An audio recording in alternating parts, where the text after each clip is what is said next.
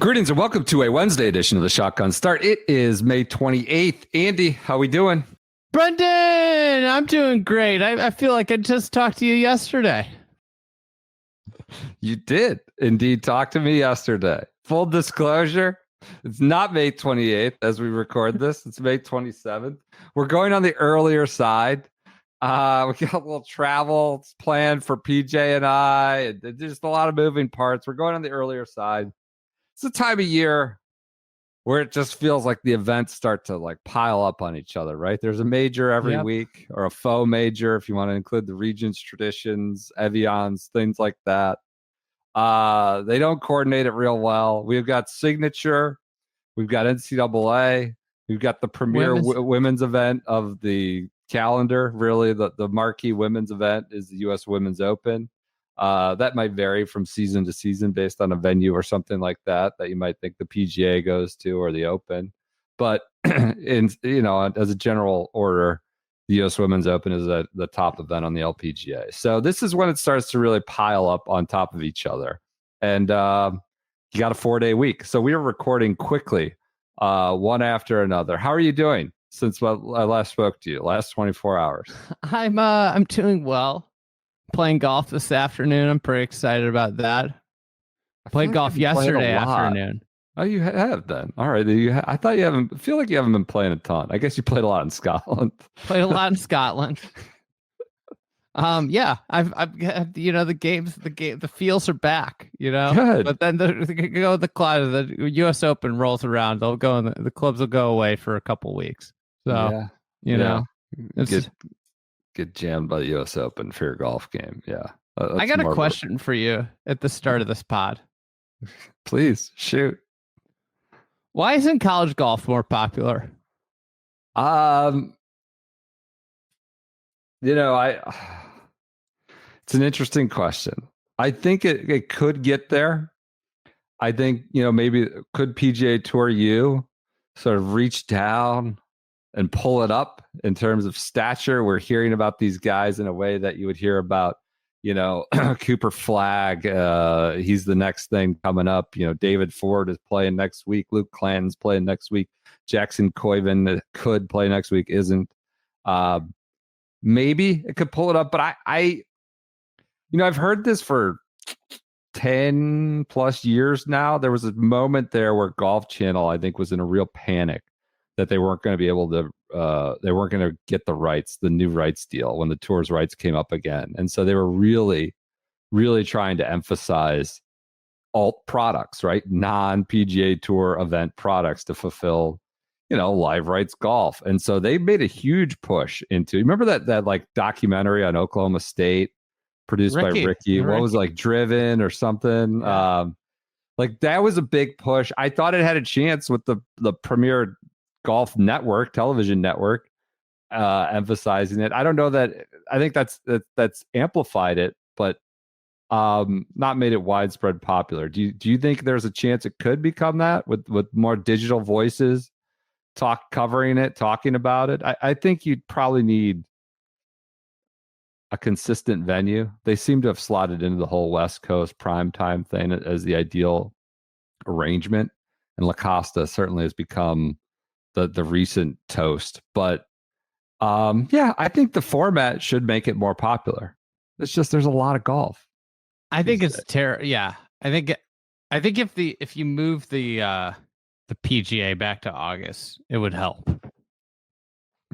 Yeah. I think you look at this and it's pretty exciting. I mean, so like Auburn loses. There's a lot of drama on the last day of stroke play. Who gets in? And then the match plays. Like, it's always outside of pace of play, it's always one of my favorite things to watch in a year. Honestly, earnestly, one of my favorite tournaments to watch year in, year out is the NCAAs. This year, you get Auburn loses the first round to Virginia, who's got like a great player in Ben James, You got like exciting matches like Luke Poulter. You're running into one of our favorites, Big Tom Morris, getting dispatched by Big Tom Morris this morning. All right. And in this match, this Florida-Texas match, it's coming down to Christian Moss, who's like a stud, playing Ian Gilligan. Like you're talking about like two guys that are going to play on the PGA Tour. And this is what the match comes down to. It'd be like, like if you compared this, it would be like watching, two bona fide NBA prospects going back and forth at the end of a tournament game. People will be like super into that, right? Mm-hmm. But I just don't understand how we don't get more interest in this when I think it's like a pretty compelling product.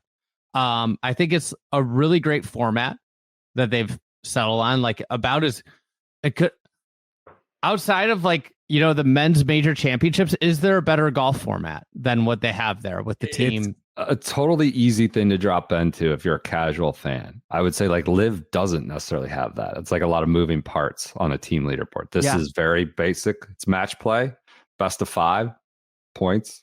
Go get it. It's like every year, this is a rare year, very rare year that Illinois is not in this. But like every year, Illinois is in it. My college group text lights up. People are just like interested, involved. And I guess I just don't get how it's just like stalled where it is. Is it all like name brand recognition? Is it? I mean, look at the teams that are in here. It's Auburn, it's Texas, it's Florida, it's UVA, it's the 2 Oklahomas, Ole Miss, ASU. Like, I think of the 8 schools, I think they're all in the top 10. Number 8 LSU didn't make it. There's not a lot missing. This is exactly how Greg Sankey would like it. See, there's a pissing match going on in the Johnnies, no Big East teams making it. Sorry, PJ. No Big East teams can compete. Greg is claiming he's got people in his office asking why the SEC is still in the NCAA. They just want to take their ball and go home.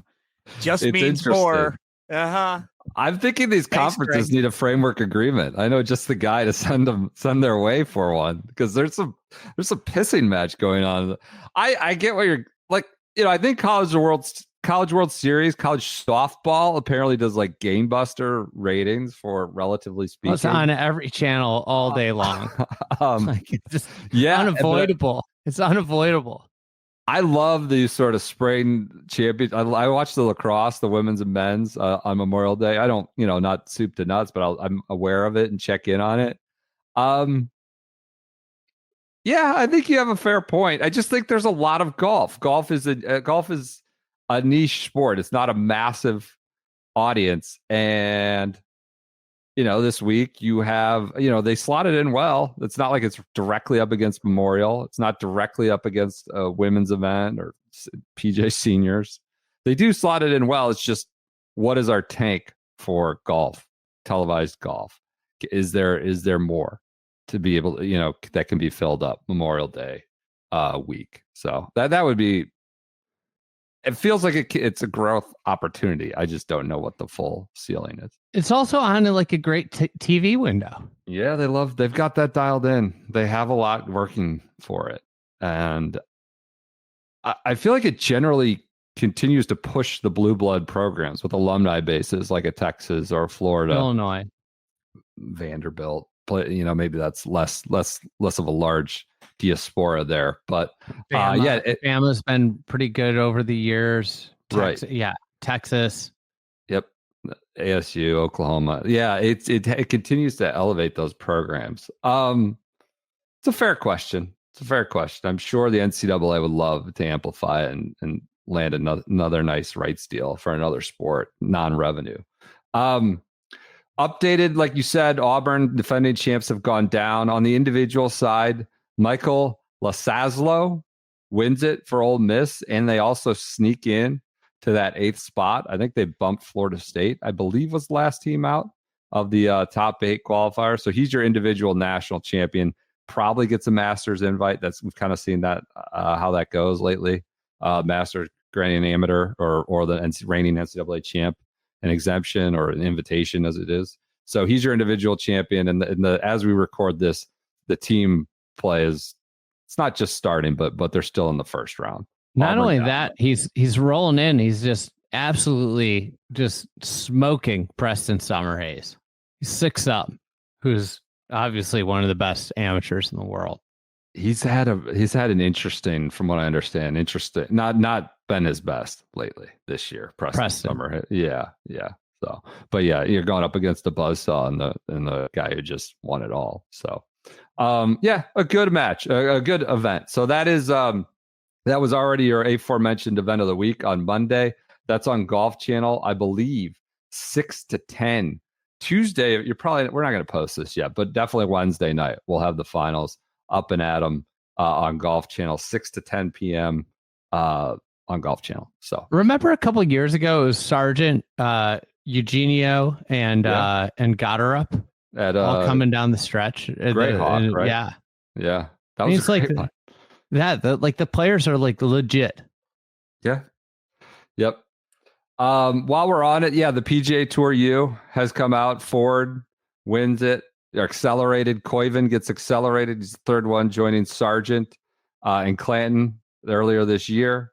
All three of those guys are expected to go pro. Koiven, is going to hang back. So that continues to be an interesting program. I saw some pushback, or not pushback, moaning, maybe a little bit, like you're taking more and more cards away, going down to 100 cards from 125. Seems like we're getting more and more amateurs, if so to speak, getting instant cards. And so there's going to be member run organization. They're going to have to hash that out somewhere as you take more cards off the table for the existing pros and grant amateurs like immediate card status. So that now, will we see an era where you get these accelerateds hit with all these points? They seem to be adding ways to make these points, right? Yeah. They seem to, so that only bumps up the amount of cards being taken by these, amateurs, instant card carrying pros.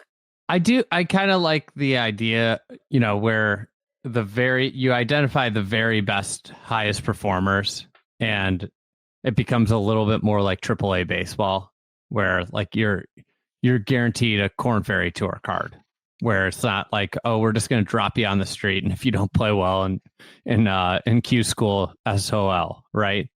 Yeah, they are. I think that is like a nice thing. Everybody, the meritocracy thing is lost when you hand out sponsors exemptions to Jordan Spieth and Ricky Fowler every year, and you have a 300 make cut exemption. So you can't, like the vets, the PGA Tour vets who are complaining about this and talking about like, where's my meritocracy gone? Like, you can't have it both ways. So have all these guardrails and then also not give the highest performers at least a little bit accelerated path. So number 1 gets a PGA Tour card. That's David Ford. 2 to 5 get KFT for the rest of the year. I think 6 to 10 then get KFT for the second team. Also get KFT for the remainder of the season. Do 2 through 5 get it for next year too? They're exempt into final stage of Q school, whereas so they effectively have it next year, status next year too. Yeah, and then you get all the way down like 11 to 25 go to Americas, PGA Tour Americas for the rest of the year. So I mean, it's not just a cutoff at 1 to 5. So that, like you said, they are not just throwing them on the street, so to speak. There is room to jump into various tour. All right, that's your event of the week. Let's continue on with our schedule for the week. Let's jump into PGA Tour. We have the Memorial Tournament presented by Workday at all caps Jack's Place. That's now a vernacular. Wait, is it all caps? I mean, it's a proper noun. I don't know if it's all caps. It is on the PGA Tour, I'm sure, but it's a proper noun. Jack's Place. It's not Muirfield Village. It is also that, but it's also Jack's Place, proper noun. A great venue for the PGA Tour, a signature event with a cut. I believe this is in like a 6-week stretch, 7 weeks. You've got Truist, PGA, off, Memorial, off, US Open, Travelers, So that's like 5 signature events in 8 weeks. If you count the quote majors as a signature event. That's what I think of. I think of majors not as majors. I think of them as signature events. I mean, Personally. they're must plays for the top 50 in the world, is what I'll just say. Rory is not playing this week. There's some Sturm und Drang about that. It's pretty self-explanatory. I think he's playing Travelers. Seems like he's going to play Canada. Indications are that he did not play RBC Canada. He did not play RBC Harbortown Heritage, so he plays the other RBC Canada. RBC seems to be in limbo about whether they're going to keep supporting both of those. I don't know. They spoke out about that last year. I don't know if we want to keep doing these, but they, one's their home country, and I think they're obsessed with Heritage. They really like how that's gone. So who knows? So he's not playing. It's his 3rd signature event he will miss, along with the Century, which he almost never plays, and then the Heritage that we just mentioned at Harbortown. So I don't think this is that big a deal. I assume he hashed it out with Jack. Probably somewhat of a big deal to Jack. Wants the Masters champ there, biggest player, one of the biggest players in the game there. I assume he hashed it out with him. And he hasn't skipped it since 2017, I believe. So you're going on 8 years. I just think, this has reignited these debates about, should you have to play signatures? Should these be mandated? I think, and to be fair, Rory was a leading voice out of that Delaware delegation of like, suck it up and play. This is the product, invest in it and do what's right. Or do what we agreed to, go play. It's no longer mandatory. There's no longer, you only get one skip. It's just try to be there. I think you can counter with, he's showing up at Houston, showing up at Zurich. He's going to go to Canada. He skipped, Cognizant. He's trying to play a little less, but I think when you count the rest of the year, he's going to be at like 24 events. If you count Ryder Cup and trying to keep DP World Tour membership and all that, he's going to be at 24 events. I don't have a big deal. It would be a better tournament if Rory was there. And should there just be fewer signature events? This has reignited this debate of like, should everybody have to play them? Or should there be fewer than there are? We just spoke about 5 in an 8-week stretch, if you count with majors. Where are you with the signature event and year, whatever it is, 3 or 4 here? I think usually what happens is like when you do something and there aren't hard and fast rules, right? Like if we go back, like the whole idea was like the best players in the world have to play together. Like fans have to know when they're getting the best players in the world. That was the premise, because that's what LIV's doing, right? Right. So we didn't put any. They put rules, and everybody showed up except for Rory, and he took the fine, and then the rules were removed, right? And now, like, for the most part, players show up, and I think for the most, but like this is just going to become more and more the case as you go along, because there's no rule, right? Yeah. Like the NBA has a rule that everybody has to speak at press conferences after games. If they remove that rule, yeah, sure, like guys would show up with, but, slowly more and more players would be like, oh, I don't have to do this anymore. I'm not going because it just doesn't fit my personal schedule the way I want it to be. So like over time, like my question back would be like, well, why are there no cut events then? Well, I think it's an enticement to those guys. Like speaking of our press conference might be a lose-lose. Playing for 25 million or 20 plus million and no cut and free points almost and free money, even if it doesn't work with your schedule, is an enticement. You don't need to necessarily make that. That's kind of a soft rule, the soft power of money and free points. I guess I would push back on their. It may be that there are too many, but I think in general, it's working just fine. I think, you're going to have a few where Rory doesn't show up. You might have a few where Scotty doesn't show up. You still have a pretty loaded field and you go on your happy way. I think they kind of come fast and furious here with, the fall's been condensed and we got to be done before Labor Day. and they come fast and furious there from like Riviera to the Players, and then they come fast now in the middle of the summer. There's probably too many of them, but I think it's fine. Is that the hot take? Is that the spiciest take? People are always trying to fix things. You should cut this one. It should only be 5 premier events instead of 8. Or you should rotate them more. I think that should probably happen. I'm not sure Travelers needs to be one every year. Pebble can come and go. It's just, I think it's a fine number. And with Rory skipping, people want to come up with solutions where a problem doesn't exist. And it's still going to be a really loaded field. And there may be a few without Rory, maybe a few without Scotty. And you kind of go because the guys are going to show up and play for this amount of money and no cuts. Yeah. And I think like the thing is like these events still feel really good when one guy isn't there. If Rory's not there or Scotty's not there. Yeah, that's true. But if you get to the point where it's like Rory, Scotty, and JT aren't playing, that's when it feels like it's like, okay, is this actually a signature event? And I think like the other thing about where the world of pro golf is like, I just talked to Joseph Lamagna about this on Fried Egg Pod, but it feels like there's a group of 6 players that have elevated themselves above the rest of the sport. And 2 of those 6 play on LIV with Bryson and Rahm. And the remaining 4 are Scotty, Rory, Morikawa, and who's the last Xander? one? Xander. Okay. All right. So, that group, you have to have 3 of the 4 of those guys. Yeah, I think they've generally kept that sort of puzzle together this year. Mm-hmm. Maybe Scotty skipped Truist, Rory, Tommy, Lowry skipped Century, Hideki, Rory skipped Heritage. So you're not getting a lot of like the puzzle seems to be working out. This will be on Golf Channel and CBS, 2 to 6 p.m. on Thursday, Friday, a 7:30 finish on Saturday, 6:30 on CBS on Sunday. Notables, the purse is $20 million, $4 million to the winner, defending champ Scotty Scheffler.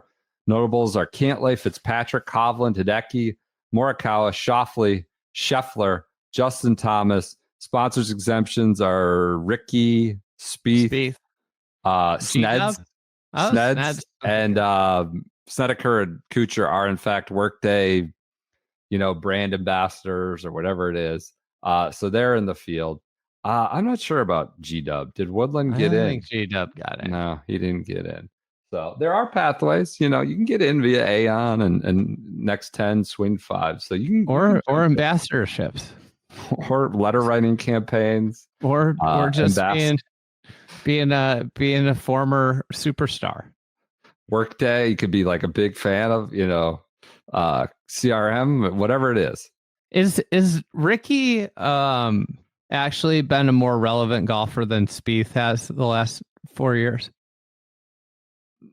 I would need to look. You put me on the hot seat there.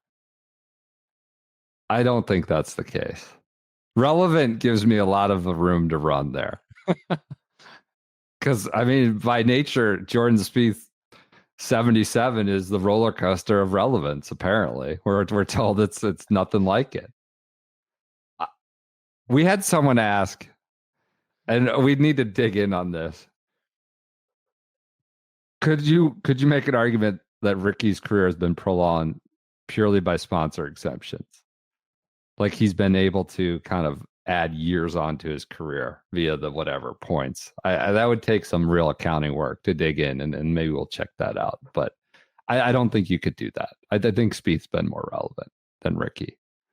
Is that fair? What do you think? It seems like you had a preconceived notion. You're just asking questions. Just asking questions. Just simply asking questions. Not making any proclamations. Asking questions. Ricky contended for a major. Was in the final group of a major in the last 4 years. Which one? U.S. Open. LA. Okay. It was leading. Yeah. Content. Yeah. Also won the Rocket Mortgage. He did win the Rocket Mortgage. He did win that was a great Sunday. Yeah, he did win the Rocket Mortgage. I like Spieth this week. He had a great interview. You like Spieth at Memorial? Just messing around. Talked about the gratitude of being able to play. He thought he had he didn't know if he'd be able to play again after his wrist surgery. So just happy as hell to be out there again. Murfield Village, the data boys love it. Lamagna's written about this several times. The betting boys love it.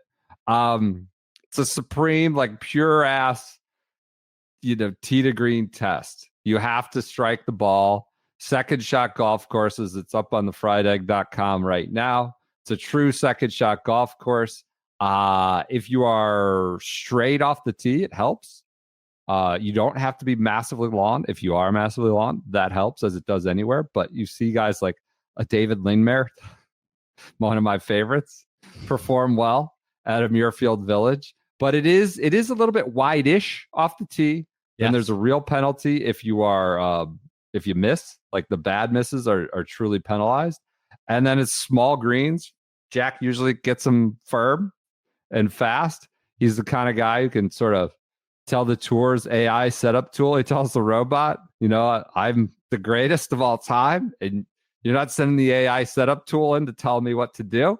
I want it firm. We're not setting this up to be a dartboard and 25 under win. So they do keep them firm. The greens are small for the tour. So you got to be able to hit second shots. So you get an advantage from being in right spots of the fairway, right misses, the proper misses when you miss the small greens. So yeah, it's like a real actual pro golf test that you don't get. You have to be able to hit second shots that are often not just wedges. You're not at 125 yards, even on even on the shorter ones, shorter par fours, a lot of irons from 200 yards, 150 plus. So yeah, the data boys love it. It's a proper pro golf test. For me, it just sort of gets lost in the shuffle. It's their new date. The new date's going to solve everything. Jack wasn't happy with his date last year, running into a major. So now we're back on the heels of Memorial Day. It's never. I mean, I'm an Ohio kid. I just best city in Ohio too. It's never buttered my bread. I don't know. I know its list of winners is awesome. Speaking to some of the skills that it really requires, that approach game, second shot game. I don't know. It's just always sort of. I'm just thinking about majors a lot this time of year. It is the premier event around those majors, I suppose. But I'm thinking about like sectional qualifying, looking to U.S. Open, recuperating from PGA now. It's never popped for me. But I do get that it's a primo test with a great field now. So I like this event. You do. It's a good event. It's if you're ranking the PGA Tour events, it's like PGA Tour run events. It's going to be in your top 5. Top 5 for sure. I wouldn't dispute that at all.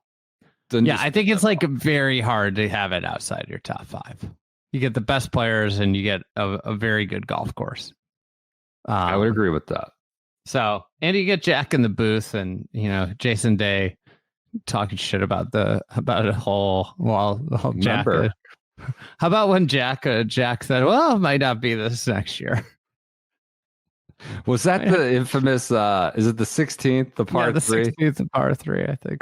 The angle, the like the sliver and the way it's oriented to the tee. That was where, wouldn't Phil just lay up to the front right there section? Yeah. Just ridiculous hole. I think it's still ridiculous. Good field. Scotty, Colin, who are you picking? Aberg. What are our models saying?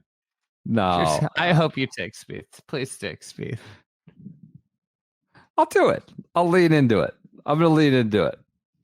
Strokes gain metrics are on the up and up. Green arrows, upward trend. I'll take Spieth. He's going to get blown out to sea.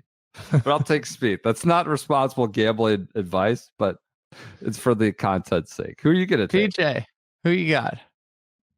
You and Joseph just talked about him a lot. He was on my short list going in, but I think he swayed me. I'm gonna ride the Matthew Fitzpatrick hot streak here. Oh man. Take I didn't talk about Fitzy. Joseph talked about Fitzy. So, well, you went back and forth. I want you to know that you're It's trusting a man. You're trusting a man that once suggested that Matthew Fitzpatrick will be number one in the world. He was on my list anyway. This is not a group tank, but I stand with my fellow boy this week at Memorial. The boys ride together. Who do you got? Andy? I'm gonna take. He's played really well here. Certified challenging golf course specialist, Rockville, Maryland's own Denny McCarthy. Denny McCarthy Played well at the PGA. Should have won this. Was it 2 years ago? Yeah, 2 years ago should have won. Did Hideki win that year? I'm not sure which one. That was Hovland, maybe. Was one Hovland won. Maybe. Yeah, because he beat him in a playoff, right? Yeah. Yep. So that's I was thinking about taking Hovland. Kind of got scared off last minute. He did his press conference today. It's like, never been to Oakmont, not planning on going for the week of. So watch some videos. Looks hard. That's all he said. Might be watching Fried Egg video. We got that coming out tonight. That's what it's Tuesday night. It's a good Fried video. Egg video. So I honestly, that. I don't say this about a lot of stuff. I think it's the best one we've done yet. It is. I would say each one is increasingly one like that. Especially on U.S. Opens. I watched it the other night and I was like, got giddy about how it turned out. It's good.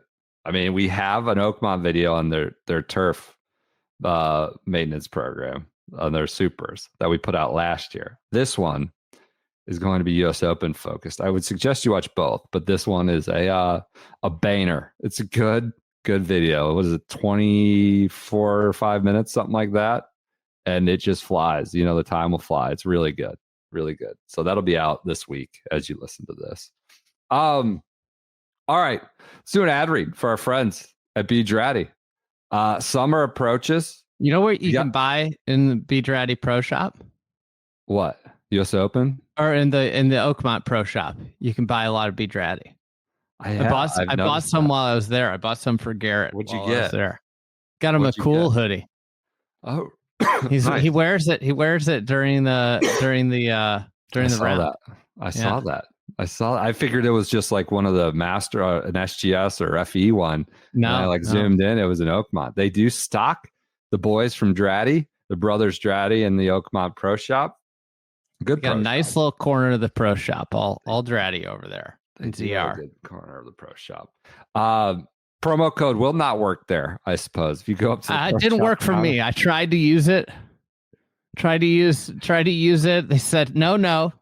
Had to pay full price for Garrett's hoodie that he wore. SGS 30. Nope, doesn't. You can't input that in the cash register. You can't put that in the POS system. You got nothing. On the website though, it works. BDratty.com. I'm wearing your Willie hoodie, which you were waxing poetic about the other day. Isn't it nice? It's a great one. It's. I played golf in it yesterday. Did you? Yeah, it's a good one. I wear it pretty consistently since I've got several of them, multiple colors. The cool fabric. They've spent years. You know, they started with the bread and butter was the Pima cotton polo, which is still awesome. Great shirt for golf, casual, nights out, dinners out. But if you're going to be in the hot heat of the summer as June approaches, go for the cool fabric. They spent years. They didn't just rush that out with some sort of, hybrid fabric. They really want to develop something special that they want to put their name on. So I think it's gotten even better and better. It's like what, 2 or 3 or 4 years old now. Some of the fabrics like the Captain Cool are awesome this summer, like feathery light. So go to bdratty.com, use the promo code SGS30, stock up for the summer, knock that 30% off when you get in the checkout lane. SGS30. And they've been big supporters of ours all entire existence of this podcast. So support them for supporting us. Man. All right. They're just I just tuned into the NCAAs. Yeah. First highlight I see, Burley boys. Blaine Hale rolling the putt in from Dick Harvest Farms. A throwback, a flashback. Dalkey making the putt right now. Now good star. Then U.S. Am runner up and Creator Classic champ. I think didn't he win it? That's when they were the real Burley boys, those Oklahoma boys. Yeah, I thought they were bringing some big boys back. They got some They're they're going back to their roots. I think they're restocking. I'm worried that the real Burley boys are on the other side of the Red River rivalry. The Texas is the Burley team now. They're the ones. Big Tom. Yeah, Big Tom. They got some recruits that are big boys. Oh, that's right. All right. I mean, the shorts these days, they're just like, God, these kids are like spending all this time in the weight room, just squatting, throwing up weights. Big boys. They got some big boys at Texas that could play O-line. All right. Continuing on with our schedule for the week, we have the U.S. Women's Open. This is at Erin Hills. It's noon to 6 on USA, 6 to 8 on Peacock on Thursday and Friday. So a mix of USA Network and the Cock on Thursday and Friday. Saturday and Sunday, you're going Peacock and NBC. 7 p.m. Sunday finish on NBC. This is Erin Hills. The notables are, everyone. Yuka Sasso's your defending champ. We have a Nelly, Lexi, Charlie Hall grouping. That's a marquee grouping. Super group, I suppose, at Erin Hills. This will this is not your event of the week? I guess it depends where you could frame it different ways. You could give this the event of the week. I'm excited to see Erin Hills again. I think I might be the only we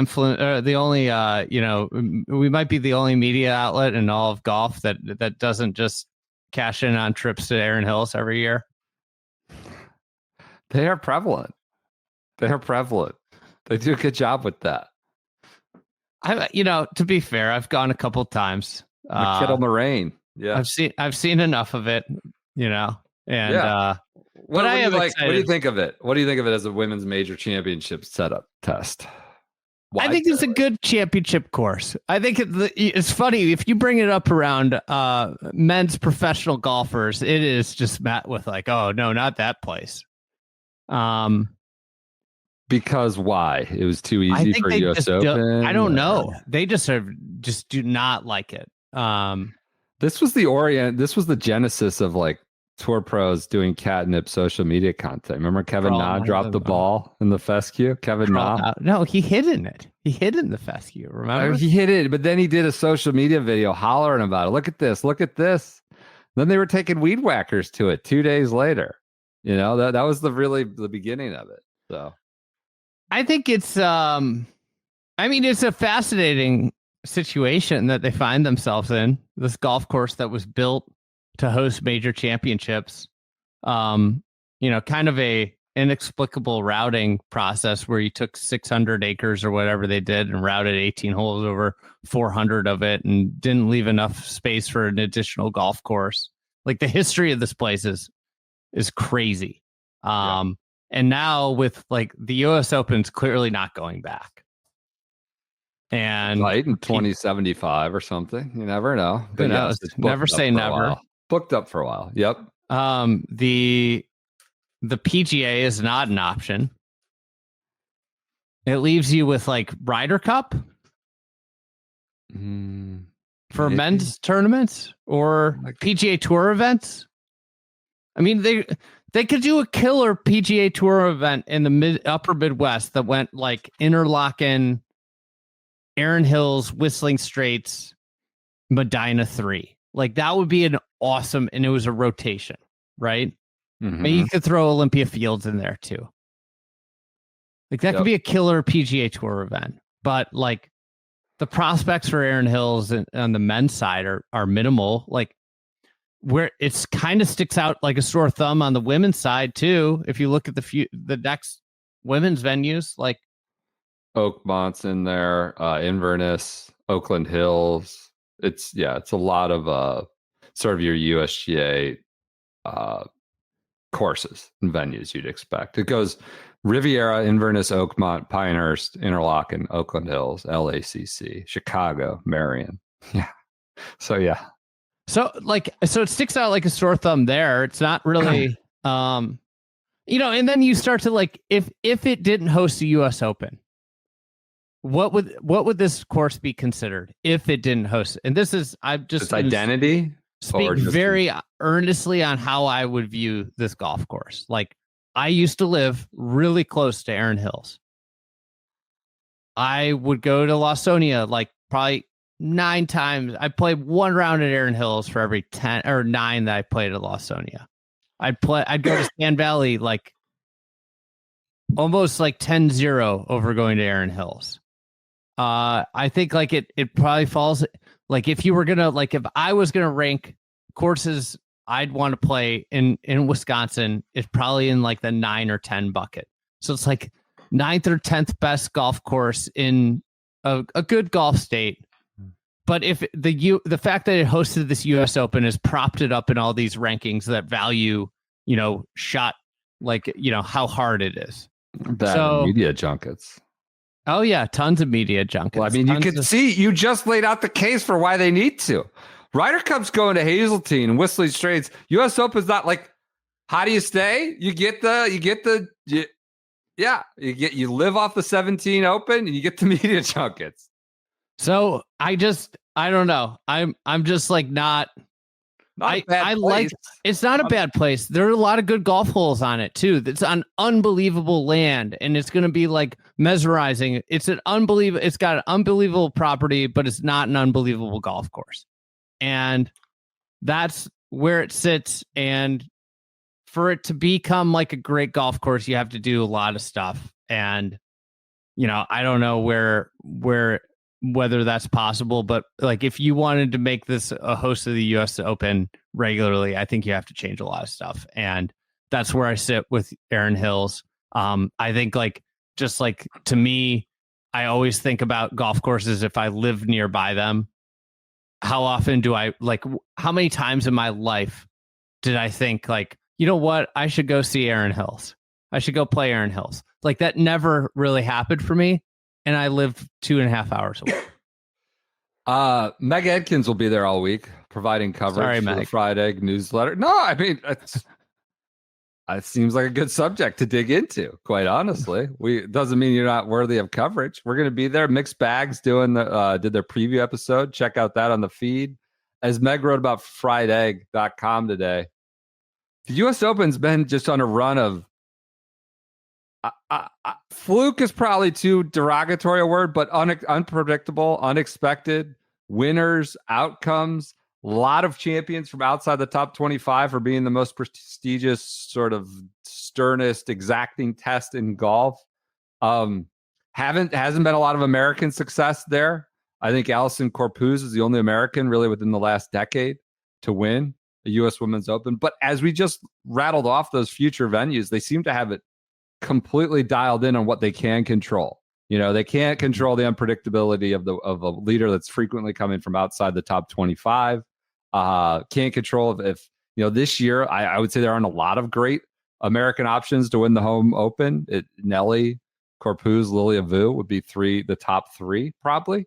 And it's just been, Minjee Lee has really been the only top player to win it in the last 5, 6, 7 years. Lydia Ko's never really done anything at a U.S. Women's Open. She's out with the amateur, I believe. She's out with Yuka Sasso. I know that. And I think the amateur. What about Laura Coughlin? She's got a chance. So yeah, yes, I should have. She's buying shotgun start tees. You're besmirching people that are buying tees. She went on and bought shotgun start tees. I meant her as the second option behind Nelly. Yarmo for besmirching. But buying tees. I was just shocked he was buying tees. That's all. Lawrence, incredible. Thank you for supporting these two idiots. But yeah, I meant to include her as really the second top option outside of Nelly Korda. But yeah, it's just been an unpredictable. Angel Yin, she's contended. She was in it late at Pebble. Yep. Yep. Had a run. Gino Titicul is probably multiple. I think the biggest story in women's golf because she hasn't won a major and obviously has done basically everything else. She is Still only 22. Yeah. Not getting up there. She is a superstar. And it could be one of those things. She rattles off a bunch of them, but she is by far the second ranked player in the world, like clear and away the second ranked player. If you were doing it just on this year, she'd be number one just based off of what she's accrued. So that's the big story. If you want all the details really in depth, check out the mixed bag. On the Champions Tour, we're the only place you can go in depth. God, PJ's just getting so much run these last couple of weeks with the Champs Tour. I got a direct message last night from Jack. So just wanted to say, I know it started as a bit a year ago, but I absolutely am dying and waiting to go on a senior tour event sometime soon. Go to a senior tour event sometime soon. Bringing it to the people. It's become my favorite segment. I'm so intrigued to find who in the hell is going to these things and what is occurring at them. Love the pod as always. The Champs Tour, who was it, Miller Brady? Maybe they need to chip off PJ a little something. I think it's the most PR and earnest coverage they've gotten that's not forced by contract or brand or endorsement in like a decade. You're bringing the hearts and minds to the Champs Tour. Bringing it to the people.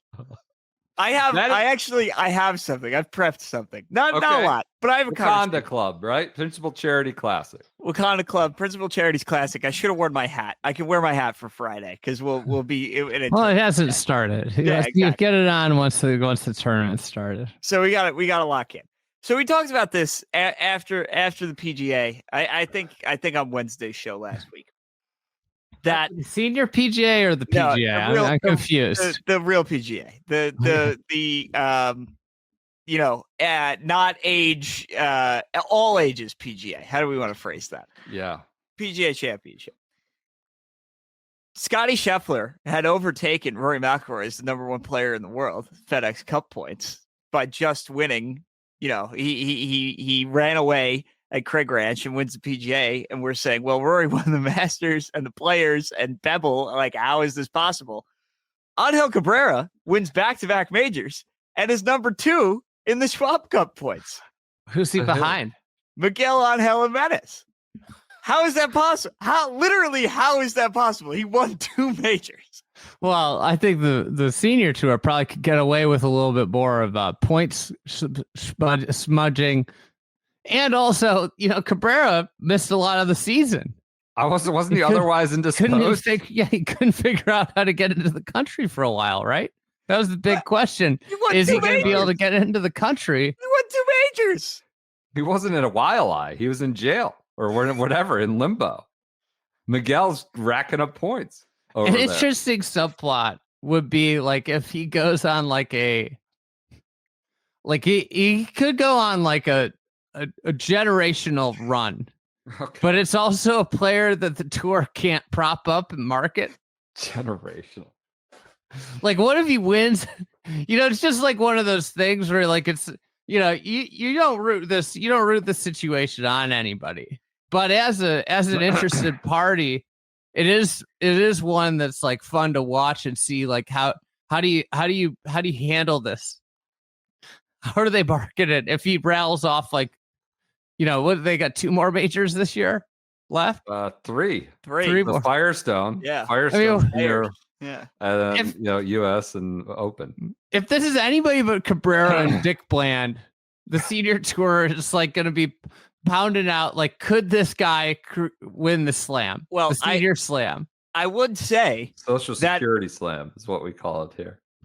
Unlike when, Bryson won the US Open and we made a big deal about the PGA Tour that had the most bland tweet in the history of tweets, like Bryson DeChambeau wins the 124th US Open at Pinehurst number 2, period. And just I will say the Champs Tour has tweeted out some exclamation points for Pato in the last 2 weeks. Tweets have been nicer than they are for live guys on the PGA Tour. I will say. So are you suggesting the tour would happily be more involved with ex-cons than ex players? I don't know if that's Members? what I was necessarily It seems like suggesting. that's what you were saying. I don't think I didn't More intend to enthusiastic? suggest that, but I would say the evidence has borne that out to this point.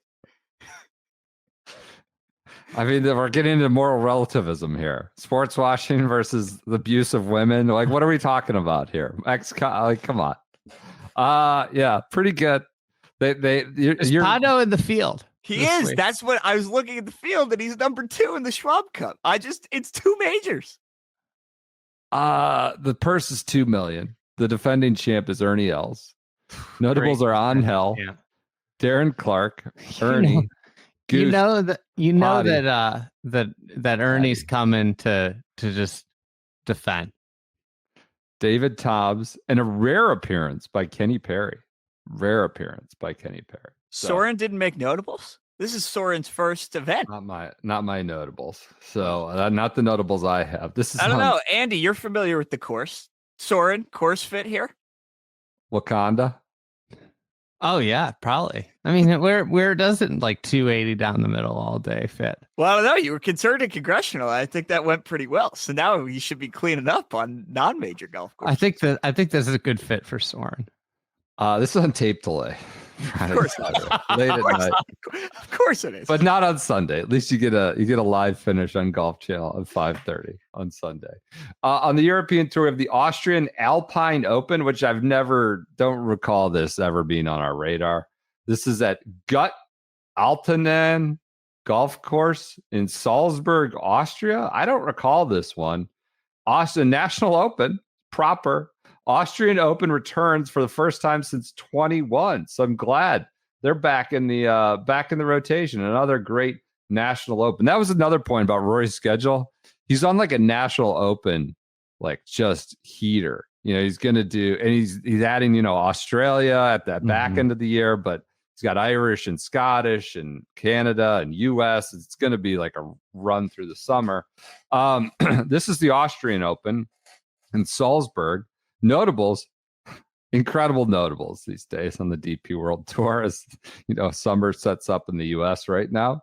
Rafa Cabrera Bello, former Ryder Cupper, John Catlin, Eugenio Chacarra, Jorge Campillo, Luke Donald back over playing in Salzburg, Dylan Fratelli, Jordan Smith, and Brandon Wu are your notables on the DP World Tour. This is coffee golf from 6:30 to 10 or 11. Depending on the day. Those aren't my notables. That's all I'm going to say. Do you have any others you'd like to proffer? Oh, well, there's Joel Gerback, Elvis's son. Sure. Martin Traynor, the French socialist, is over there. Wow. God. He's just plying his trade everywhere. Angels and Demons, Daniel Brown is playing with Shub Sharma. Okay. Prime Time's in the field. He's playing with Dick Sterney. This is electric time. This is a mess. What's pretty good? The Valiban out there. Sure. Muscat. There's just so many good names to choose from. Dick Mansell. That's your DP World Tour. I wouldn't say that's a banner of an event out there in Salzburg. Well, great city in Austria, but that, and you got the NCAA. Oh man, how about this? Wednesday night. How about this 2016 pairing? You ready for it? Yeah. Bumblebee, Andy Sullivan, Chris Wood, and Juice Luton. Take me back to 2016. It's a good group. I know Juice Luton, screwed out of an Olympic appearance. So that was a big subplot of last year, and I know who Andy Sullivan is, but not Chris Wood. Won Wentworth. Yeah, tall drink of water. Nothing on Chris Wood. Good player. Was a good. This is a great pairing. Great pairing. That is a good one. Piss Bear Jr. Okay. The DVD player, Darius Van Drill, and Wei Ying Ding. That's that is legit pairing. Yeah. Wen Yi Ding. Wen Yi Ding. He went straight from ASU to European Tour card. Darius Von Driel sounds like a name, a guy who's like 11th on the bench of the Oklahoma City Thunder. Just some guy that like Presti picked up, some rangy rangy guy that could come in and fill like an immediate 3-and-D. Darius Von Driel. Sounds Just like a pick up Oklahoma whoever City they're Thunder playing from 90 feet away. player. Yes. Hound them. Knock down a couple shots. Yep. That's what Darius Van Driel sounds like. All right. I think that does it for our schedule for the week. I don't have a lot of news. We're recording early on Tuesday. There was a nugget in Eamon's Sunday column that got aggregated, nucleared and everything else, which he said LIV has told its players that contract renewals are not going to include large upfront payments that were given upon initially signing. So DJ's up this year, Brooks and Bryson are next year, and Rahm is locked up for, a longer term. Does this surprise you in any way, shape, or form? You're not getting, a $500 million, $200 million, $125 million lump sum. It's not really a shocker from Eamon in his column about the tour's sort of leverage going on. Does that shock you at all? No, does not shock me. Look, I mean, I think they're going to mind the purse strings a little more. Yeah, the ratings are what they are. You can't just. You think they're going to get a big upfront signing or sign again? You got it. That was the deal. That was the thing. That was the enticement, and that you can choose to come back for another renewal. But that'd be kind of insane to expect. But maybe they have some leverage. If you're a Bryson, especially, do they have any leverage? Like, hey, if I leave, you need to come up with the big lump sum, the giant lump sum. Right? I think there's one. Bryson is really the only player that, because Rahm's there for he's the longer term. He would be, but what a bad situation for him. Yeah, he got some bad advice. I guess he's made a ton of money, so at the end of the day. Yeah, but I mean, seems a little grumpy. Like you said, PGA was the most fun he had. I got word that the Masters, his agent, was just in a corner of the clubhouse the whole week, just kind of posted up solo. I mean, they've done well for themselves. They've done well for themselves. I mean, them in the Phil's group, some of that, but yeah, just I don't know. They've isolated themselves in a way by their choice, but done there's gives and takes. You've done very well at the bank. So, all right, that does it. Shocker. You're not getting a giant. Not every contract renewal is going to come with the same kind of upfront. Can you imagine that if you kind of made $1 billion playing golf for the live league over the course of 3 contracts? I mean, that was the price of getting off the ground, right? That was the extra lump sum upfront deal to just make it work. Then now you get to play for $25 million or whatever it is with 50 players in the field every week. That's a pretty good financial deal too. All right, that does it for this Wednesday edition of the Shotgun Start. Check out B Dratty, support them. Use the code SGS30. We'll be back Friday. Got a lot going on. We're going to have NCAA resolution. We'll have some Memorial golf advice, and then start looking ahead to sectionals coming up here soon. Talk to you then.